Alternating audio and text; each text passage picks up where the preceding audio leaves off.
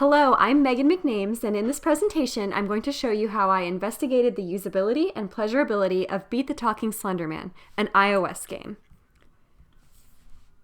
Beat the Talking Slenderman is available in the iTunes and Google Play stores. I specifically looked at the iPad version of the game, which currently has 1 star in the iTunes store. The premise of Beat the Talking Slenderman is that players have free rein to take their anger out on a stylized representation of Slenderman, the mythical creature featured on the app icon here that may or may not haunt your nightmares. The goal of the game is to kill Slenderman by either filling him with disgusting foods like flies until he dies or beating him to death with various weapons. Each time Slenderman is killed, the player earns coins and experience points. Coins and experience points are then traded in for different weapons and foods with which to torture Slenderman. Players can work around the coin system with microtransactions that allow them to buy in-game coins with their iTunes account. The game also features an energy meter, but neither I nor my usability testers or Google were able to determine what the energy meter is used for in the game. The game is for a single player only, and that player must either feed Slenderman or beat him using just one food item or weapon at a time. There's no time limit, and if the player chooses not to hurt Slenderman, nothing happens in the game. For a more in-depth review of the game, click the View Report button on the PDF handout to visit a longer and more detailed review of the game's formal elements. Because Beat Slenderman is a game, I focused my user testing on pleasurability and satisfaction. I wanted to know whether users found any pleasure in this game, since fun and excitement can be a big motivator in games. Because pleasurability is considered a dimension of products beyond usability, I also explored the general usability of the game in my user tests. Pleasurability is assumed to be a market advantage to products that also feature usability, so I thought it was important to also look at usability. I used a Concurrent Think Aloud method that included a period of free exploration of the game, followed by a few tasks related to the gameplay. Research suggests that Think Aloud methods uncover a broader array of problems in an interface than heuristic evaluation and performance testing, provides prescriptive data that is helpful in improving the design, and is an accurate data collection method.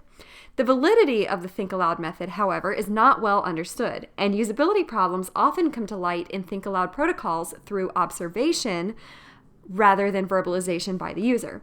Participants may feel the need to rationalize their likes and dislikes or behavior in the Think Aloud protocol, leading to explanations that are not accurate and do not represent the real motivations of the participants. Additionally, data analysis can be extensive. So to supplement the Think Aloud method, I also provided participants with Jordan's Pleasure in Products questionnaire. The user testing script consists of 6 parts: an introduction to the test protocol and the game description, a short pre-test interview concerning participants' mobile game use and demographics, a period of free exploration using the Think Aloud method, a period of task completion using the Think Aloud method, the completion of Jordan's questionnaire, and finally a post-test interview concerning the participants' experiences with the game and their subjective evaluations of it. The iPad screen, the participants' hand movements, and voice were recorded for later review. Answers to interview questions were written on paper forms, and observational notes were written in the margins of those forms. A convenience sample method was used. I sent an email and Slack notifications to undergraduate and graduate students at a mid-sized Midwestern university and selected the first 6 that responded. 1 participant dropped out of the study before his appointment. 5 representative users were then tested, as per Nielsen's recommendation that 5 users will discover the majority of usability problems. Although 5 users is not enough to gather quantitative survey data, Nielsen here suggests that 20 users be tested for survey collection, Jordan's Pleasure with Product survey was still given to those 5 participants and used as a tool for further discussion of the pleasurability of the game experience. All users reported confusion about the point of the game, with 2 users becoming very frustrated throughout the gameplay. Usability issues included, but were not limited to, the purpose, coin system, experience system, and energy systems not being clear, the button designs not being indicative of what the buttons actually do, navigation between screens leading to confusion, weapons being too expensive and slowing down exploration of the game, and Slenderman offering no resistance. Users did not largely find the game pleasurable. The most common response to all but 3 questions in the 14-question Pleasure with Products questionnaire was a 0 or strongly disagree. Only I feel stimulated when using this product, I am proud of this product, and I feel entertained when using this product varied with averages near 1. Users did enjoy the aesthetics of the game, with one user noting that the aesthetics gave the game a cartoony or comic experience that signaled to him not to worry too much about not being able to figure out some parts of the gameplay. That same participant reported that he enjoyed killing Slenderman, even if it didn't seem to accomplish much in the game overall. One of the most salient findings reported by all users was that the purpose of the game was not clear. Those who believed the purpose was simply to let out anger were disappointed that Slenderman didn't seem to react to their interactions. Those who believed the purpose was to use the coin system had difficulty understanding how it worked, and when they would know if they had won or not. One user said, "I have no idea how you would win this game. Right now it feels like it's completely over my head. I feel like I'm just murdering him over and over for no reason."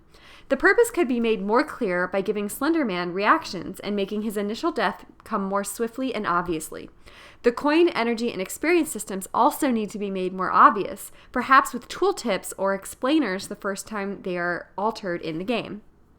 All participants also noted that the game offered them no real challenge, and they wanted a challenge. "The game is not fighting back or anything," one user said. "There's not enough depth. You feed him, you beat him. That's it." Flow could be increased by increasing the difficulty in killing Slenderman with various methods or in different levels. Finally, users reported that the scoring system was not clear. No users were able to decipher the energy scoring system, either how energy was added or what it was used for, and were observed having difficulty learning the experience point system. A screen showing the available level hierarchy could show users what they need to do to enter a new level designation, and tooltips or pop-ups the first time each system is used or altered could reinforce what they are for and how they are changed by gameplay. While users struggled with the interface, overall, the largest issues were related to understanding the gameplay and what pleasures they were supposed to get out of it.